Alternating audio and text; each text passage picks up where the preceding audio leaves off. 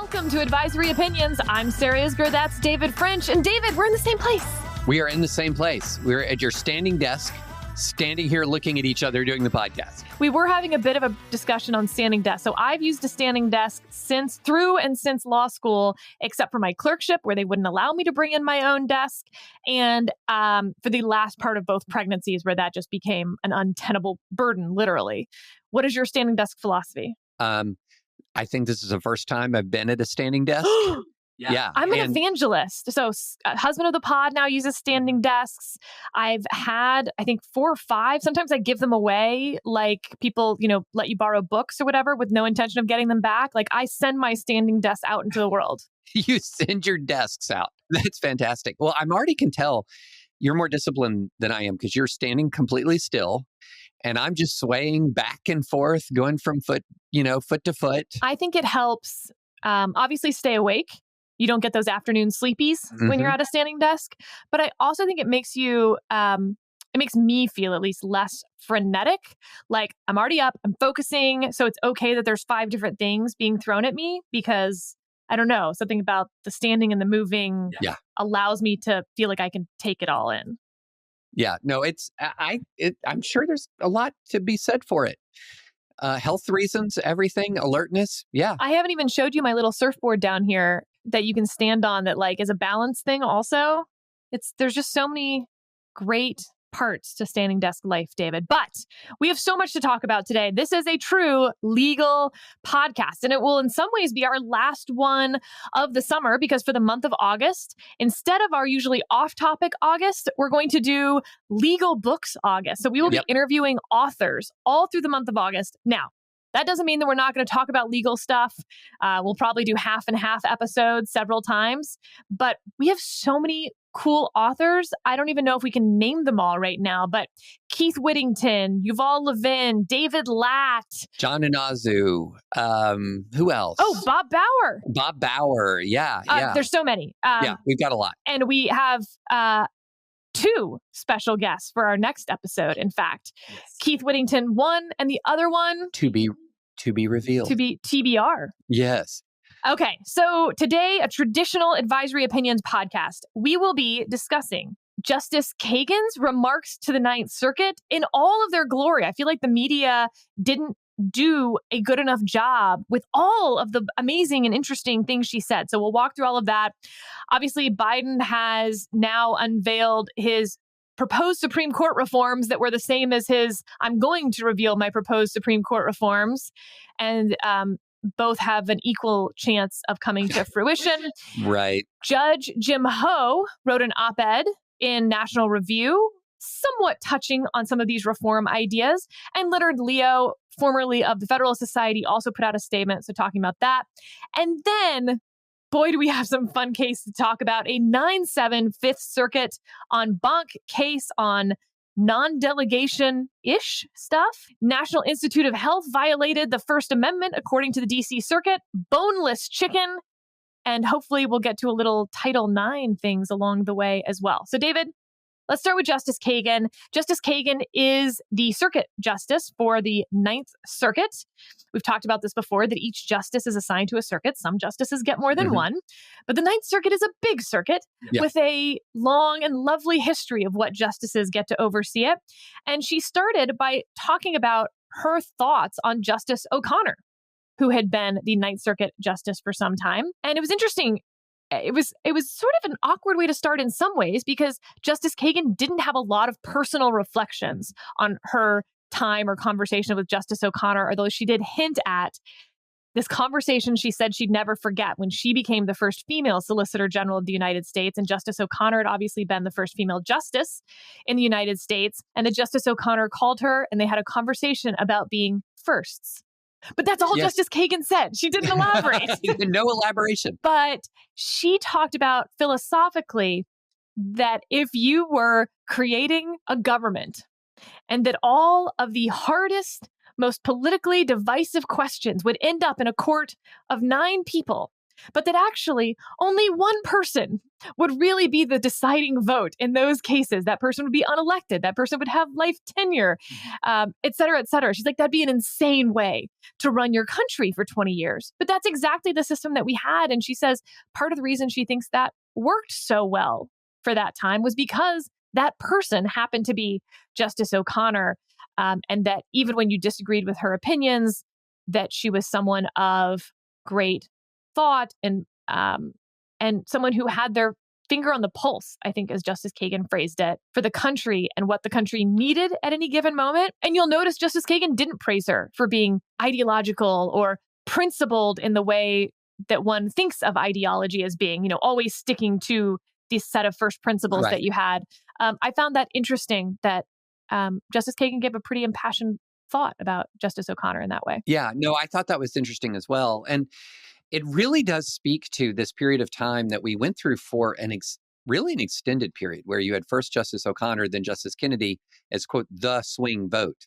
And so you were having a situation where time and time again on hot button cases, people were coming in and basically aiming the argument at one person, at one of the nine, because they knew that one was going to be key. And that is not the way you want to run things. But at the same time, by the disposition and integrity of the individuals, it kind of hung together. I don't agree with everything that was decided in those circumstances, but it was more stable than it might have otherwise been with different personalities and temperaments in that key role. And David, what else is really sort of interesting about large chunks of that time where Justice O'Connor is the swing vote is that for some of it, at least, there were 8 Republican-appointed justices on the court. Rehnquist, Blackmun, Stevens, O'Connor, Scalia, Kennedy, Souter, Thomas. In fact, in the 1993 term, those were all the justices on the court after Justice White left the court. So it was actually just 8 Republican justices on the court. And so for all the talk about the lopsided nature of the court right now, and Justice Kagan didn't get into any of this, it's been far more lopsided in the past. And of course, President Kennedy replaced Republican appointees to the court. So did President Obama.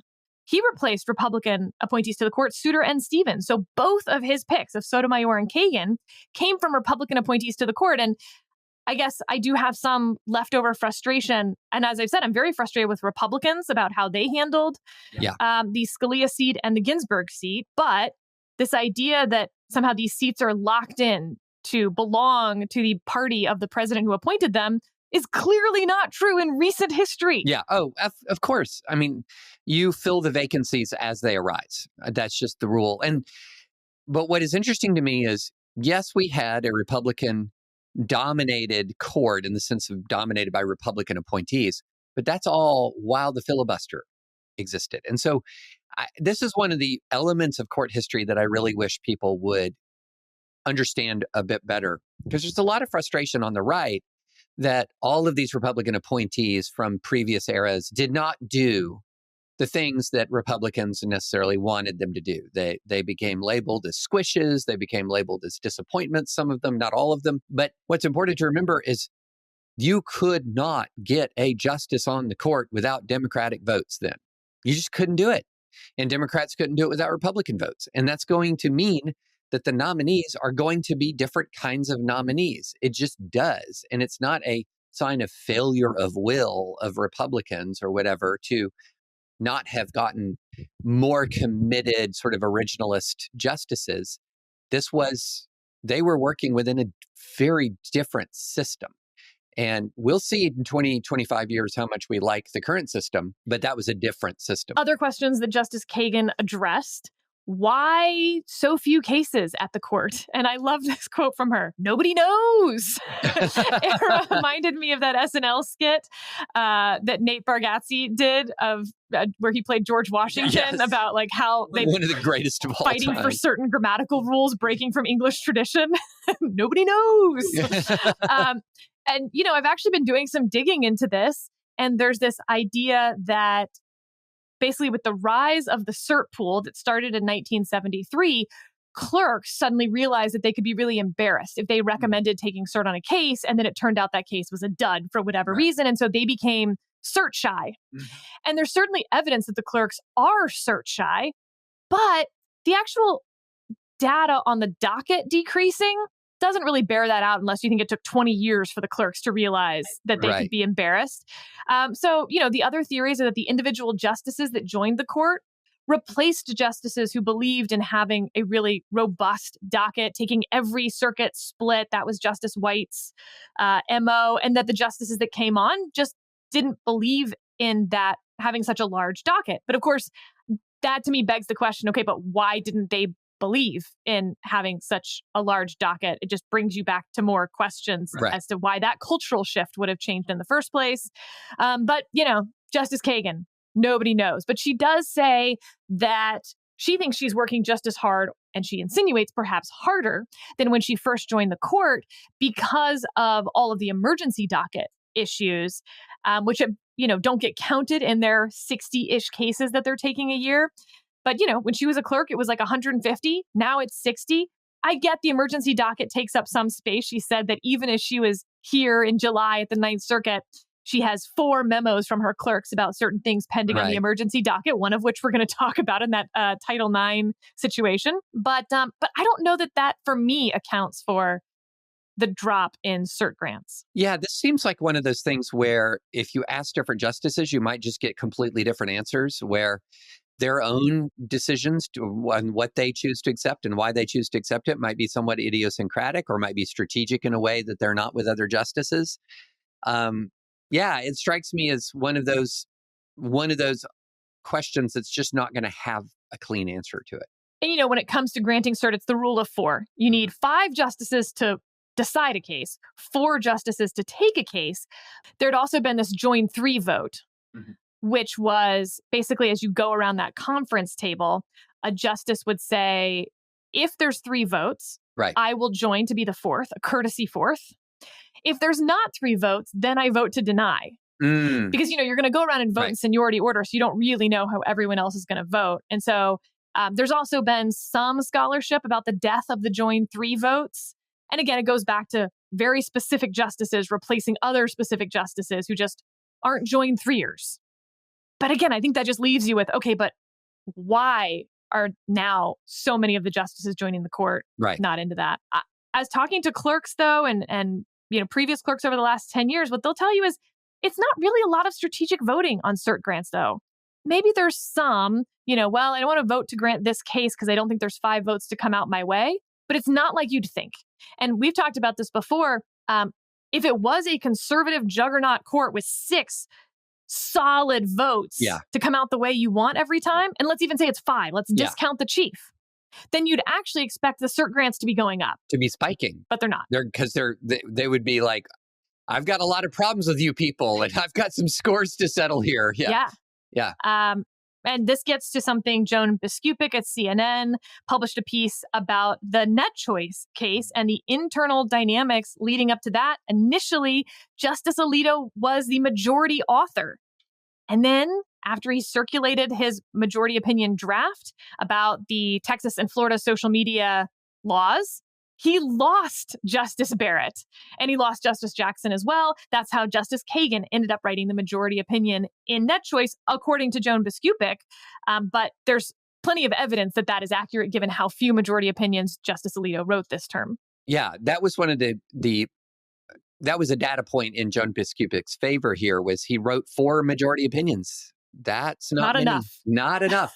Not enough. And this would not be the first time this happened, because there's a lot of informed speculation that the minority of the dissenting opinion that he wrote in the Fulton case revolving around religious liberty and foster care was set to be the majority. But in that, it looks like he might have lost Barrett and Kavanaugh, because Barrett and Kavanaugh wrote concurrences in the Fulton case that were, okay, if you're going to replace Employment Division v. Smith, with what now? Let's slow down a minute before we do that. Yeah, and again, for Biskupic's reporting, you had the Fifth Circuit siding against the social media companies, and you had the 11th Circuit siding with the social media companies. And Justice Alito was going to take up the Fifth Circuit's mantle and say, yes, this as a facial challenge fails. So that top part of the opinion would have stayed the same, but then saying, but the Fifth Circuit seemed to apply the law correctly. Instead, you end up with Justice Kagan writing, no, the 11th Circuit seemed to apply the law more or less correctly. It would have been a big difference. Oh, yeah. And it gets to those, why it might be very hard to make strategic cert grant votes, because they clearly do not entirely know how each one of them is going to vote and potentially how they themselves are going to vote. If they voted initially after conference one way and then see the draft and are like, well, never mind. Yeah. No, the entire the caseload of the court is fascinating to me. But at the same time, I've been sort of thinking, okay, what are the areas where there is a real need for more jurisprudence? What are the areas? And now, there are people in all kinds of areas of federal law who could probably say in X, Y, or Z arena that are not hot button, that are not super contentious. There's unresolved circuit splits. And a lot of that is just stuff I'm not tracking. I wouldn't have the ability really to track it. But it does seem to me that the court is, and even looking at the cert grant so far, and of course we'll see a lot more in September, it feels as if the court is punting a lot of the culture war back to the political branches. And if it keeps doing that, then you will continue to see maybe some of these lower caseloads. Well, to tie in a little bit more of Joan Biskupic's reporting, and she always does this at the end of every turn, she, on a Monday, Tuesday, and usually Wednesday, sometimes even a Thursday, we get these bombshell reports of the internal dynamics within the court of how certain opinions came about. Well, another one she wrote was on the internal dynamics around the Trump immunity case, and that the chief was kind of always where this was. It was always going to turn out this way. It was a 6-3 vote from the get. So in some ways, her bombshell reporting was that there was no bombshell here. Yeah. And Justice Kagan, I want to be clear, was not referencing the Trump immunity case whatsoever when she said this. She was quoting Justice Gorsuch, quoting Justice White, a story that Justice Gorsuch tells when he was clerking for Justice White, in which he would go to Justice White and say, I don't understand this decision. It's very muddled. It's not making a lot of sense to me. And Justice White would say, was it an April argument? And then he would say, we do our worst work in April. And there's in fact some scholarly research in law review articles that show that April argument cases are more likely to be overturned later by the Supreme Court than any other argument month. Interesting. And it makes sense because not only do they then have 60 days or less to get the opinion out, but sort of like the kid who's left all their homework to the end anyway, they've also got all the other work that's piled up, that's circulating, and then they get another term paper dropped in their lap at the very end of April if it's the Trump immunity case. Boy, it felt more true to me this term than other terms that an April decision was the hardest to understand, the most muddled. And when you think about the fact that it wasn't just that they only had 60 days, but that they had all this other stuff they were trying to get done too, maybe my side eye at the chief's normally so concise, clear writing, maybe it's an April problem, as Justice White said. It could be. But it's absolutely a problem when you have an opinion that very, very, very smart people read in good faith and cannot agree on the what, basics. Can the president take a bribe? We don't know. We don't know. TBD.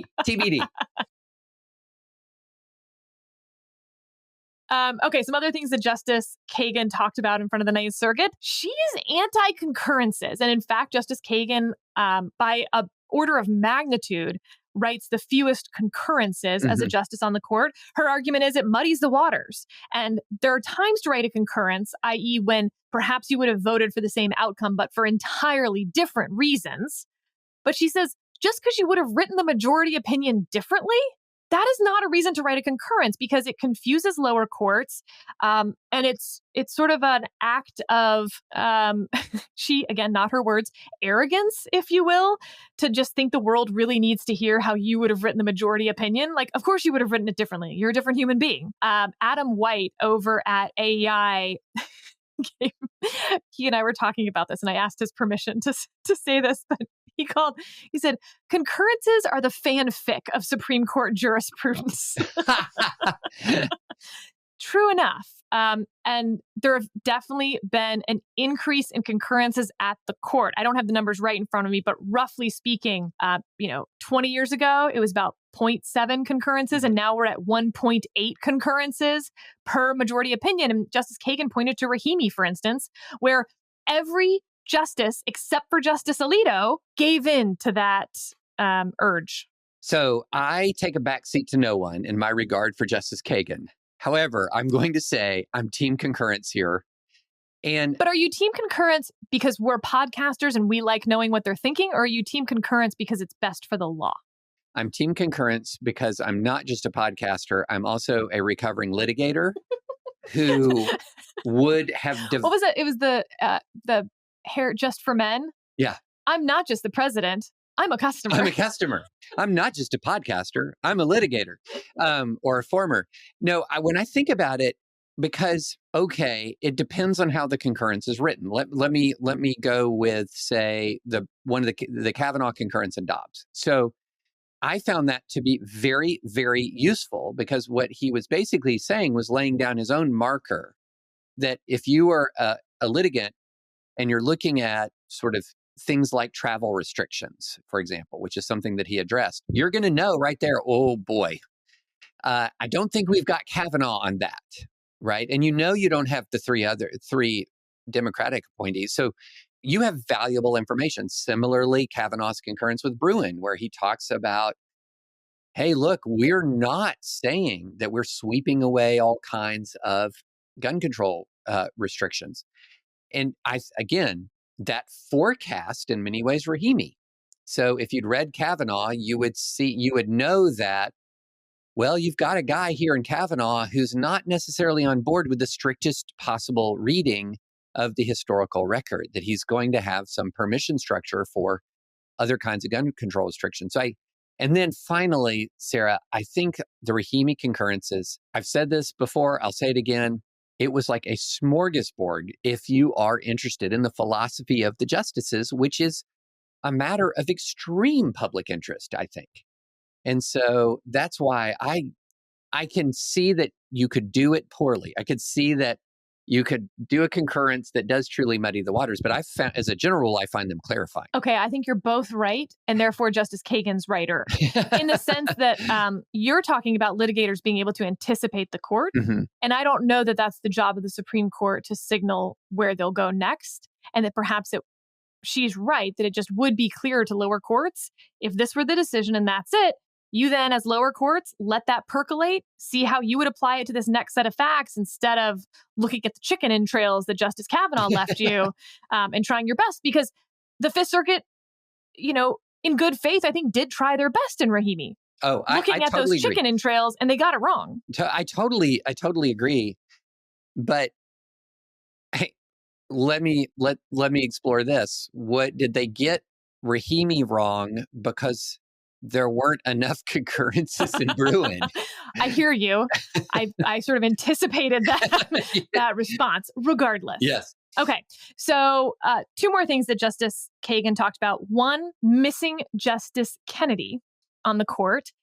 This came up in a conversation about collegiality on the court. Mm-hmm. And I love the way that Justice Kagan pushed back on this idea that if you don't have Justice Scalia and Justice Ginsburg going to the opera together, there must not be collegiality on the court. Right. And her point is collegiality for what purpose? If it's to have adorable headlines about dogs and cats hanging out, then yeah, I guess that's missing. Fine. And you know what? And she didn't say this, but in seriousness, I think it does help the institution of the court from a purely dogs and cats hanging out perspective. Oh yeah, I totally agree with that. But Justice Kagan's point was collegiality has a purpose. And the purpose is, are you open to someone else's ideas? Do you talk to them enough to understand their perspective that's different from your own, but a good faith, interesting perspective that you want to hear more about? And she says, we do have that. When we have lunch together every day after oral argument, that's part of what we're building. And she's like, some of my colleagues like to talk about sports, for instance. I wonder who that would be. She referenced baseball in particular. Uh-huh. And she's like, so that's there. And she's like, I think you can see that. The opinions, she says, that being said, she misses Justice Kennedy because he was the civility enforcer. He had the ability to call any other justice and say, take out that line. It's not necessary. And Justice Kagan says she tries to avoid adjectives in her own writing for that exact reason. And she says at the same time, she'll look back at something she wrote 10 years and go, ooh, probably didn't need to include that. And so missing that civility enforcer, she misses on the court. And what a lovely thing also just to have said about you if you're Justice Kennedy. Yeah, it is. It is really. And it's a wonderful thing. It's an affectionate thing. And, look, at some level, the proof is going to be in the pudding. Because if you're looking at, and we talk about this all the time, there are a lot of unusual, what you would call unusual lineups. Unusual if you only look at it from a partisan perspective. When you learn more about the justices, they get less unusual, the lineups. But the fact of the matter is you do have lineups frequently that do not match this alleged partisan breakdown at all. You have almost half the cases that are unanimous. So there is some proof in the pudding. And that they're listening to each other. Right. And that they're, if persuading might be the wrong word, but if you're listening, you find those strange bedfellows of like, actually, that fits with what I believe as well. Well, and this goes to something that we talk about a lot, which is of the three branches of government, I think we would both say that we think the judiciary is the best functioning of the three branches. Doesn't mean it's perfect. It doesn't mean it gets everything right. I mean, we have had beef on this podcast with various decisions. I've had beef with, in particular, the two Trump decisions in this last term. But if you want to say what is work, I keep thinking of my friend who started, after he listened to this podcast, started listening to Supreme Court oral arguments just to be reminded what serious argument in American government sounds like. And I think there's something to that. If you read the opinions in the Supreme Court, if you listen to the oral argument, what is happening is serious people making serious arguments. You do not see the grandstanding that you see in Congress. You do not see the viral gotcha moment. Listen, as Sonia Sotomayor destroys, you don't have that. It is serious people making serious arguments. And I think, to be honest, one of the key value adds of this podcast, not to promote the podcast to people who are already listening to it, but one of the key value adds is I think that's the insight we have into the court that is far more accurate than the insights of those who say, no, it's just a political creature. It's just driven by the demands of tribe and loyalty, et cetera. I think that's just off. That's just off. And you see that when Justice Sotomayor compliments Justice Thomas, right? Or, he knows everyone in the whole courthouse, regardless whether you're, working the elevator, in the cafeteria, a clerk of someone else, some other justice. You don't say those things unless you're having lunch or notice that about your colleague. This brings us to the ethics question, by the way, because along those lines, Justice Kagan was asked about a binding ethics reform package for the Supreme Court. She said she's in favor of it. She said, in order to make it binding, it's tricky. She suggested having the Chief Justice appoint lower court judges. She didn't say exactly how many, but I got the feeling we're talking a panel, right? Yeah, maybe panel. 3, maybe 5 of people with a reputation for being fair-minded and ethical. Great. And she says, look, not only would this provide confidence to the public, but frankly, it would be a help to us because some of these attacks are unfounded. And then you'd have these fair-minded lower court judges calling the balls and strikes. And again, she didn't say, but seemed to imply, and a lot of them would be strikes. So think of it like body cameras for police officers. A lot of people on the pro-police side were for body cameras because it was going to show that bad thing didn't happen. Right. I think there's, legal issues. She raised this as well with having lower court judges who are under the Supreme Court now be above the Supreme Court for certain things, and it would be binding. And how would that work? Would they have subpoena power? Lots of people have raised problems. The point that's interesting, though, is you have a justice of the Supreme Court coming up with her own ideas of how to make this binding ethics pledge or ethics reform package. I like it. I like that idea a lot, actually. My one refinement would be make them senior status circuit court judges. Ooh. Who there's no argument that they're angling for something. There's no way they're sort of there's no way that you could argue that they're currying favor. I really like the senior status part. I also think that this would just take the whole ethics thing out of the institutional problems for the Supreme Court. And that is an institutional win for the Supreme Court, because I think I agree with her that in the majority of cases, it will either be that it wasn't against the rules when it happened, or that it's simply not against the rules, that it was not factually accurate, et cetera, et cetera. And so I don't know why all of the justices at this point wouldn't want it to be binding and just put it on someone else, right? Put it on these judges. Yeah. Oh, I think it's a very, very smart idea. I've been sort of turning it over in my mind ever since I heard it. And it's hard for me to see sort of a clear downside here, other than, let's suppose you're a Supreme Court justice and you say, nah. That there are legal problems. There are legal problems that arise. As she flagged and as others have flagged since then. Last thing, David, that I just thought you would be interested in. She was asked about the future of administrative agency action post-Chevron. And she said, I don't know, for 3 reasons, because we don't really know what the lay of the land is going to be. 1, Congress, of course, could simply pass a Chevron Act and make Chevron deference by statute. 2, she says Congress can also, in any given statute, explicitly defer to agency expertise on these types of questions. And how much will they now do that, knowing that it's not sort of built in already? And 3, she says, we've reverted back to Skidmore deference, which came, whatever that was, 40 years before Chevron. And Skidmore deference is just, you give great respect to the agency's interpretation. And she's like, we don't know how beefy that's going to be and how muscular that type of deference is going to be. Felt like a concurrence of sorts. Yeah. No, I think that is a very, very interesting question. And it is absolutely the case that Congress can write around Loper Bright. There's just no question about that. Where it really comes into play, in my view, are when you've got more agency interpretations or new agency interpretations of existing statutes. And, we've got one on the emergency docket right now. We've got the Biden appeals of lower court decisions blocking parts of his new Title IX regulation. And again, this is another one of those situations where Title IX has not changed. It is still the same statute, but it means something different under Obama. It means something different under Trump, and now it means something different again under Biden. And that is what, to me, that's where you're going to really see the effect, in my view, of Chevron. Of removing Chevron. It's these older statutes that have been sort of executive branch playthings for the last several decades, perhaps.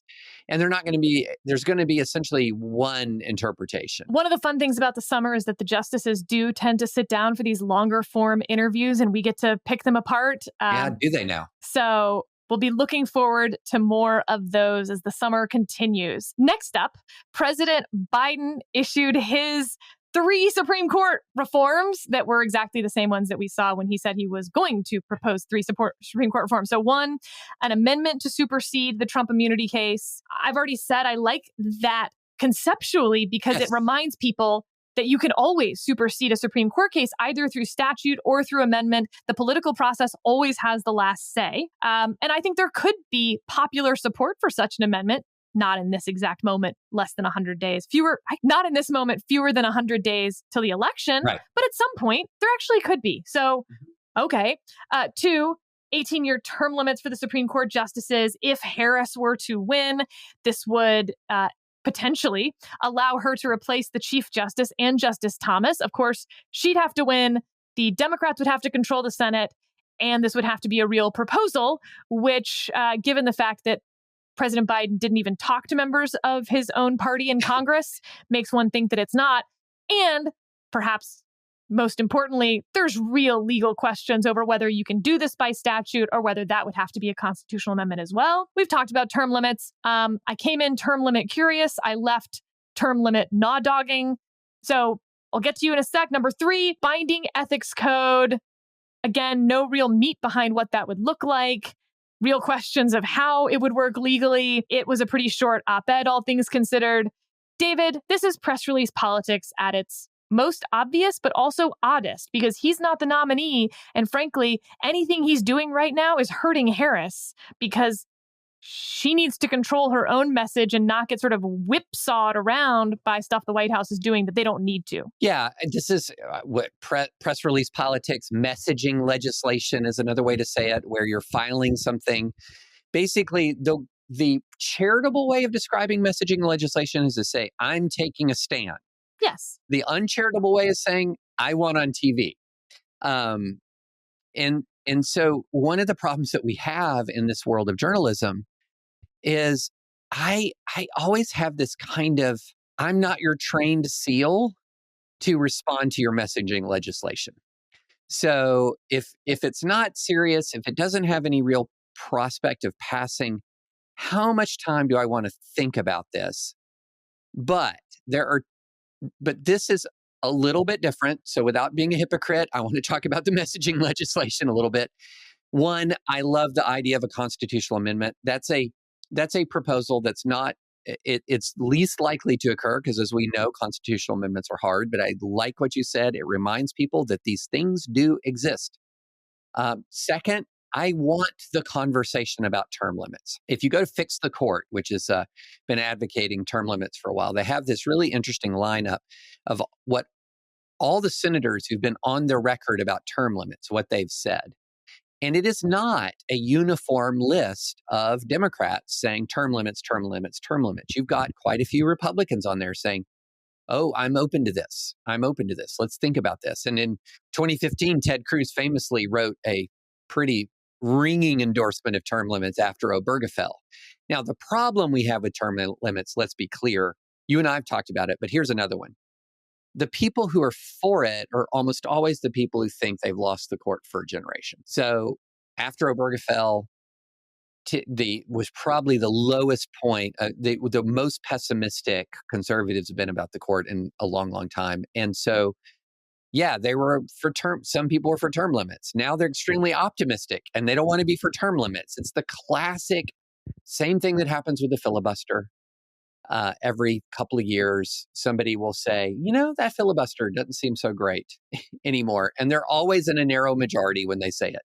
So, and then on the ethics code, I've got to say, I'm a little bit persuaded by the Leonard Leo critique, which is, can I read the Leonard Leo critique? Yeah, read the Leonard Leo critique, because there's parts I don't find persuasive, but I'll first talk about the part I do. No conservative justice has made any decision in any big case that surprised anyone, so let's stop pretending this is about undue influence. It's about Democrats destroying a court they don't agree with. If President Biden and the Democrats were truly serious about ethics reform, then they would ban all gifts and hospitality of any kind to any public official in any branch of government, starting with Congress, where the real corruption is. They would close all the loopholes that allow members to travel on private jets to fancy hotels and restaurants. With respect to judges, they would include the things where influence peddling is most present and dangerous. And that's when the liberal justices rub shoulders with influencers at places like law schools, bar associations, progressive think tanks and their conferences, and other groups and events funded by left-wing billionaires where they support real vested interests in the work of the court. Let me be clear. If Democrats want to adopt an across-the-board ethics ban for all branches, I am in favor of that. No jets, no meals, no speaking honorariums, no gifts for anyone from anyone, no gifts for anyone from anyone for any reason in any branch, starting with Congress. Until they support that, let's all be honest about what this is, a campaign to destroy a court that they disagree with. Okay, rhetoric's a little overheated. Anytime you say, let me be clear, that could just come out, but okay. Yeah, exactly. But he's got a point about ethics more broadly. I mean, look, right now there's legislation pending around stock trading by members of Congress. Members of Congress do well in the stock market. I find that a problem. So I'm with Leo 100% on let's just have a uniform federal ethics code that applies to everybody, and let's make it pretty stinking draconian. Let's just make it draconian. Now, my other addition is, and let's raise people's salaries. That's my other addition. Let's make the gifts draconian. Let's raise people's salaries. So yeah, I'm with him for that. I'm not with him on the opening sentence where there's been no surprises. I've been a little surprised by a couple of cases, but I do not chalk it up in any way, shape, or form to corruption or gifts or anything like that. I just chalk it up to disagreement. And I think broadly, we've seen across the political spectrum a lot of agreement on having ethics reform. They just wanted to apply to different things. Yes. And Yes. I've raised my hand and said, like, absolutely, these things must, like, Congress is far worse. And there's a reason we're not focusing on Congress and we're focusing on the courts. And that's the political reason. So why members of Congress can trade individual stocks and the insider trading rules around that is bonkers town in the most bonkers towny sense. And yeah, I do think that there's a problem with an ethics code that basically has a loophole for things that liberals are more likely to go do than conservatives. Right. But I'm less worked up about that, but fine. Yeah. Okay. Judge Ho wrote an op-ed about this as well. Judge Ho on the Fifth Circuit. He said, public service is a public trust. The American people deserve a government that upholds the highest ethical standards. But the recent attacks on the Supreme Court aren't about improving judicial ethics. They're about undermining them. Judges are supposed to decide cases based on the law, not self-interest. But critics of the court want the justices to rule based on self-interest, namely the interest in avoiding criticism. Their goal is not to restore confidence in the judiciary, but to bend judges to their will by shaming those they don't like. We know this because the critics aren't applying consistent ethical standards. They're applying hypocritical double standards. And he mentions all the things that we've talked about this podcast, Justice Ginsburg's comments about Donald Trump's taxes, and then she rules on Donald Trump's taxes. Several of the justices and judges with spouses who work for organizations that file briefs before their court or before the Supreme Court, including Justice Ginsburg again. The one that we perhaps haven't talked about is the media response to, for instance, Justice Alito going on a fancy fishing trip in Alaska versus Justice Jackson getting front row Beyonce tickets. One of those, shady, scary, corrupt. The other one, OMG, so cool, slay queen, Beyonce's amazing. Right. And in fact, the underlying ethical problem should be the same. And, we talked about this offline and in our podcast green room. And I think this is one of those circumstances where you really do begin to see sort of how the ideological monoculture of newsrooms and not just the ideological monoculture, but the cultural monoculture of newsrooms comes into play, because your average person, say, in a newsroom looking at the Beyonce story might think, well, that's fun. A Beyonce concert is fun. And Beyonce is not trying to influence the court. Beyonce's not trying to get a particular legal doctrine enacted. This is just somebody reaching out to somebody they admire. Big deal. No, it doesn't matter. Whereas if you say, well, a conservative justice got Miami Heat tickets thanks to a billionaire that the journalist doesn't know, or might be an industry that the journalist doesn't like, then a lot of the suspicion starts to lock in. What's going on here? Who is this person? So Beyonce, it's fun, cool. This other billionaire, who are you? What's your agenda? And and some of that's it can be almost like automatic, unconscious. And look, I don't think that I think we use terms like the media way too broadly, but there is a phenomenon where there has been less angst over some of the actions of some of the more progressive justices. No question. All right, time to do some case stuff. Should we start with the Title IX emergency docket petition to the Supreme Court? And David, this has been percolating. We haven't actually covered it a ton, but court after court have ruled against the Biden administration's Title IX rules as applied to transgender athletes in schools. Well, and so the Department of Education issues broad new Title IX guidance that was going to in effect, and it deals with things like pronoun usage. It deals with access to bathrooms, etc. Will gender identity be considered encompassed within Title IX, which prohibits discrimination on the basis of sex? It doesn't, on its terms, prohibit discrimination on the basis of gender identity. And so this has been challenged in a number of courts. And so far, there have been injunctions issued against the Biden Title IX guidance. And so the Biden administration is charging up to the Supreme Court to try to get its get its regulations back, in other words. And here's the interesting question for me about this, Sarah. I think based on the Bostock precedent, that it is going to be very hard for the states who are challenging, or the litigants who are challenging this Title IX guidance, to say, no, gender identity is not going to be part of sex discrimination. That's going to be a hard argument to make. No, it'll be a hard argument to win. Hard argument to win. Sorry. Hard argument to win, to say that gender identity discrimination is not encompassed within sex discrimination for all the reasons in the Gorsuch opinion and Bostock. However, that does then not automatically mean that there will be, biological males have access to women's restrooms in high schools. It does not automatically mean that pronoun usage, for example, would be mandatory, or preferred pronoun usage would be mandatory, because there are other interests at play.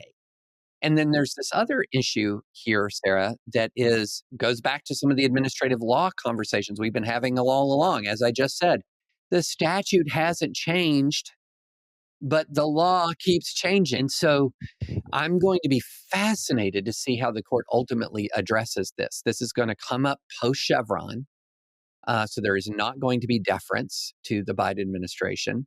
And if I had to predict, I would say they're going to say that gender identity non-discrimination is encompassed within Title IX, but that does not necessarily also mean that there is access of biological males to females' restrooms, or that pronoun usage will be mandatory, because those implicate other rights. Intermediate scrutiny. It's whatever you want it to be. And gender distinctions have always been intermediate scrutiny.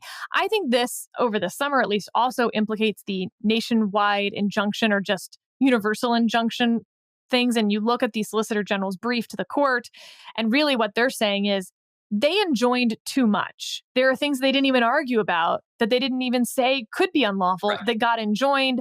And so do you see the court step in with something pretty narrow here? Do you see them just say no because they're so tired of emergency docket stuff? But at the same time, they're also tired of large blanket injunctions. There's a lot of different factors pulling against each other for this petition. And it's the summer, and they'd rather be doing other stuff. Yeah, this is crossing a lot of streams, to use a Ghostbusters reference. And so I've just got to say, I've got a punt on this one. I don't know. Know. They've also been very hesitant, might be the wrong word. They have simply not taken any of these cases yet. Yeah. Any of the transgender cases. They have one coming this term in the fall. It's very different. It's very different. So, we'll see. It would not surprise me if we end up with 2 transgender cases in the next term. This one and the child gender transition case. Both of them coming out of Tennessee. All right, next up, we have the Fifth Circuit en banc case. This one I thought we should talk about because I think it will be going to the Supreme Court. We now have a pretty drastic circuit split over something that, frankly, not many of you are going to care about, but you should, because all of you are affected by it. So this was 9-7, so pretty close call on the Fifth Circuit even. They break with the other circuits, the 6th, the 11th, and there's one other that they've broken with on this. And it is the tax that is on your cell phone bill, the universal service tax. And it's on all of your cell phone bills. Go check it out. So in 1995, they collected $1.4 billion. And in 2021, they're now collecting $9 billion as the tax has been increased that much. So who's increasing it? Well, Congress delegated that taxing power to the Federal Communications Commission in 1996. And then the FCC subdelegated that power to a private corporation. That private corporation then in turn relied on a for-profit telecommunications companies to determine how much it would actually be. So this is a lot of turtles all the way down delegation. So this is what was interesting to me about the Fifth Circuit's opinion. There's one way that they ended up ruling on it, but sort of 3 arguments here. 1, non-delegation. I'll read here from the opinion. First, Congress's instructions are so ambiguous that it is unclear whether Americans should contribute $1.4 billion or $9 billion or any other sum to pay for universal service. Second, private entities bear important responsibility for universal service policy choices. Third, it is impossible for an aggrieved citizen to know who bears responsibility for the USF's serious waste and fraud problem. All three of those things implicate bedrock constitutional principles. Yada, yada, yada.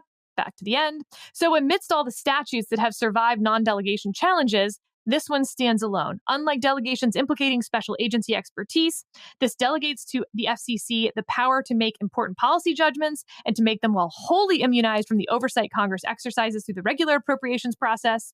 Unlike delegations implicating the power to impose criminal sentences, taxation has always been an exclusively legislative function. Unlike the power to impose conditions on the use of public property, taxation involves the conversion of private property. And unlike other congressional delegations implicating core legislative functions, this is a hollow shell that Congress created for the FCC to fill, so amorphous that no reviewing court could ever possibly invalidate any FCC action taken in its name. But they end that section by saying, so we're concerned with that. Now, part two. This is the private entity part of this, reading from them. We, one, explain that the scope of FCC's delegation to private entities may violate the legislative vesting clause by allowing private entities to exercise government power.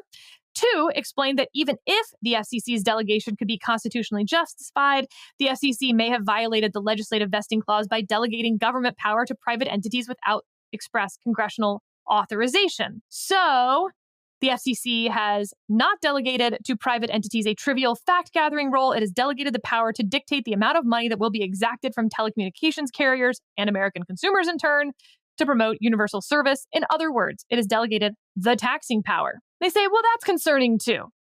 But here's the part that's really interesting. They basically say that while neither one of those may be definitive or may be unconstitutional, they both may be constitutional, the combination is unconstitutional. So then they go on to explain, quote, why an agency action involving a broad congressional delegation and an unauthorized agency subdelegation to private entities violates the Constitution, even if neither of those features does so independently. There's a lot of text history and tradition being thrown out in that section, noting that, of course, Congress could do this, specify it, but they didn't. And so, yeah, I think the Supreme Court will probably have to take this one, David.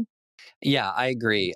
And it's really, I know the Fifth Circuit has been sort of the Supreme Court's whipping boy of late. I kind of think they're going to get this one. I think they've kind of got this one right. If you're looking at, and I agree, the combination puts this on tilt. It's the broad delegation makes you've got your side eye at the broad delegation. But then if the government goes ahead and uses the broad delegation to do something that's not authorized by the statute, that's actually kind of unusual, then the side eye becomes, what's beyond side eye? Right. Like maybe Congress can delegate something that broad and amorphous, but they never said you could then delegate it. That we're delegating to you, but you don't get to delegate to somebody else. All right. Next up, DC Circuit case about the National Institute of Health. And David, this just follows along that Lidkey case about, for instance, state, local officials blocking people from Twitter. And they basically had this test, right, of like, well, you're going to look at whether they're speaking with the authority of the government, yada, yada. In this case, the NIH has a Facebook page. And in the comments, they basically have keyword blocking. And I'll just read you so the this keywords. Is the National Institutions of Health Facebook page. Has keyword blocking. Okay. In the comments section. In the comments section. Got it. Here are the words that are blocked. PETA, PETA Latino, animal, animals, animales, animalitos, cats, gatos, chimpanzees, chimps, hamsters, marmosets, monkeys, mouse, mice, primates, sex experiments, cruel, cruelty, revolting, tormenting, torture, torturing, hashtag believe mothers, marijuana, cannabis, Hitler, and Nazi. So you ban gato, which is Spanish for cat, unless I don't know Spanish. I think that's right. That's correct. Okay. And you ban Hitler. That's right. From cats to Hitler. That's a good title for this podcast. From cats to Hitler. From cats to Hitler. Okay, so PETA sues and says that this violates the First Amendment, that they're being discriminated against. And basically the DC Circuit says, Yes, the NIH in their comments section created a limited public forum. And just for those thinking back to when we covered all of the different types of forums under the First Amendment, a limited public forum is a government-created forum that is limited to use by certain groups or dedicated solely to the discussion of certain subjects. As in non-public forums, speech restrictions in limited forums need only be viewpoint neutral and reasonable in light of the purpose served by the forum. So let's jump into one of the facts here. In July 2021, one of their posts, the National Institute of Health post, featured a photo of the eye of a zebrafish. The caption read in part, "This picture of an anesthetized adult zebrafish was taken with a powerful microscope that uses lasers to illuminate the fish," end quote. It is unreasonable to think that the comments related to animal testing are off topic for such a post. Yet a comment like, "Animal testing on zebrafish is cruel," would have been filtered out because animal testing and cruel are all blocked by NIH's keyword filters. So I think that's really interesting and builds upon some of these First Amendment blocking, what is the forum, how is this going to work type cases that obviously when those are the words that the NIH blocked, they were trying to prevent certain viewpoints from being expressed on their posts, right. Viewpoints about animal testing. Right. And, this is another one of those circumstances where offline analogies are helpful in the online space. So even though NIH does not own its Facebook page, the Facebook page belongs to Facebook. And this is something that, going back to the Twitter cases, this was my big question. Okay, wait a minute. If I don't own the page, and if I don't have actual control over the page, that's shared control with ultimate control with Facebook, can I say that this is my forum? But the courts have basically said, okay, well, we're deciding that, yeah, it's your forum. And once you've decided that, one of the good offline analogies would be, imagine if the government rented a space in a hotel to hold a town council meeting. And then while it was using that rented space, suppressed the free speech of people in the community. They wouldn't be able to get off scot-free by saying, well, but that was at a private place. That wasn't public action. This was all in the hotel. The hotel runs it. We don't. We were just guests. No, but if you have the space and if you control the space for a purpose in a particular time, then the the constitutional restrictions and limitations are going to attach. It's also pretty clear this isn't viewpoint neutral. In your example, for instance, if someone stood up and said, yes, this is exactly the type of science we need, that would be allowed. But if they said, no, this is not the science we need because it relies on animal testing, that would not be allowed. Yeah, right. On referencing our poor little zebrafish. Right. So I don't think this was a close call. Congrats, DC Circuit. Yay, First Amendment. And David, this takes us to our last decision, the one that everyone has asked us to cover, boneless chicken. Okay, so this is a case where a guy goes and orders boneless chicken wings. He eats them. He feels something weird in his throat, tries to cough. It doesn't really work. Days later, he gets a fever. It turns out that he ate a small, thin, 1-point-something millimeter bone, and it ripped a hole in his esophagus that then got infected. He needed surgery. Yep. It all went very, very badly. So he sued. And the Ohio Supreme Court, in a relatively close decision, held that writing boneless chicken wings on your menu was not a promise of bonelessness. And I'll just read you a part of the dissent here. The absurdity of this result is accentuated by some of the majority's explanation for it, which reads like a Lewis Carroll piece of fiction. The majority opinion states that it is common sense that the label boneless wing was merely a description of the cooking style. Jabberwocky.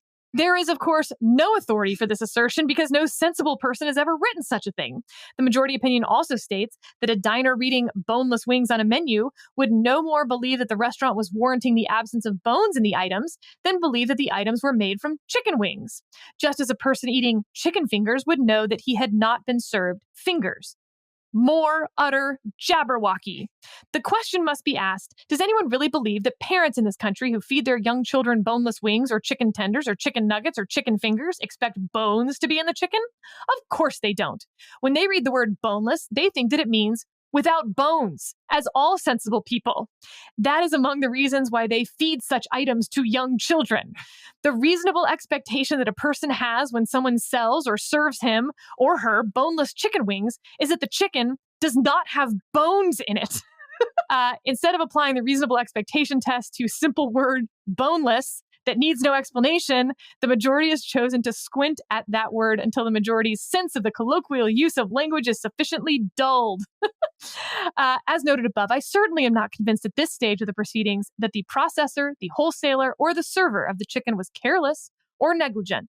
But I am convinced that the plaintiff in this case should be able to present evidence of their negligence to a jury. Jurors likely have eaten boneless wings. Some will have fed boneless wings to their children, and jurors have common sense. They will be able to determine, better than any court, what a consumer reasonably expects when ordering boneless wings. David, this was not a fight about the word boneless, or boneless wings, or the expectation one has in ordering boneless wings. This is about tort reform. 'Twas always about tort reform, and about what we do with these types of lawsuits where unfortunate things happen to unlucky people. Right. But if it were about the word boneless, I do think the dissent has the better end of the argument here, that boneless chicken wings is a different representation than the wings part or chicken fingers. The fact that the meat doesn't come from the wings is pretty irrelevant to one's experience. The fact that it's boneless is not irrelevant to one's experience. You know, this reminds me of a scholar, a 27-year-old man by the name of Ander Christensen.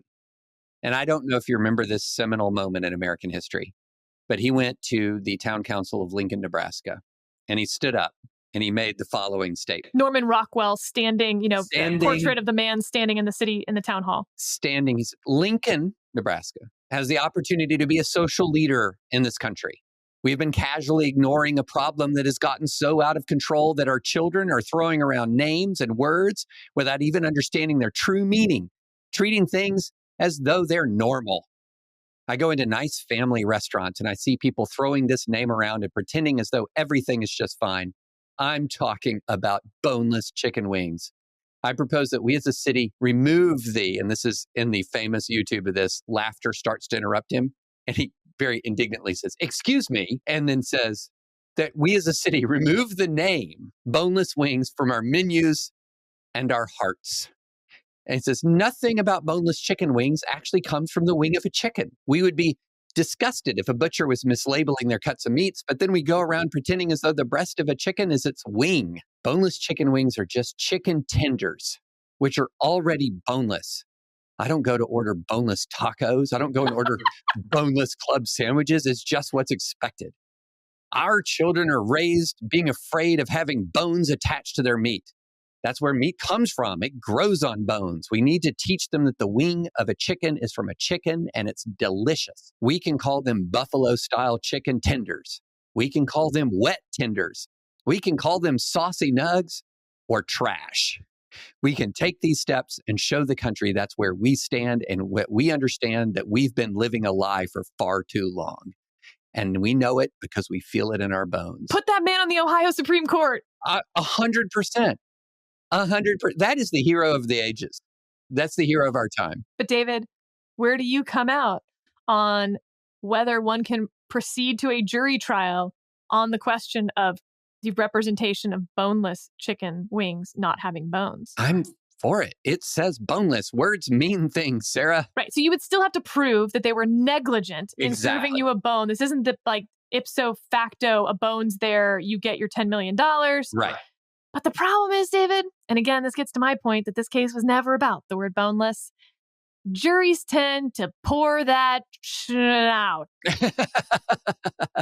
And this is a pretty egregious thing to have happened to him. It's not like he ate a bone and it was unpleasant. Yeah. He was in the hospital. He could have died from, sepsis. Juries tend to think that they don't like that. Yeah. So judges in state courts tend to want to prevent those things from getting to juries because it's pretty unpopular with the people who donate to judges, elect judges, nominate judges, because it hurts businesses. Yes. Yeah.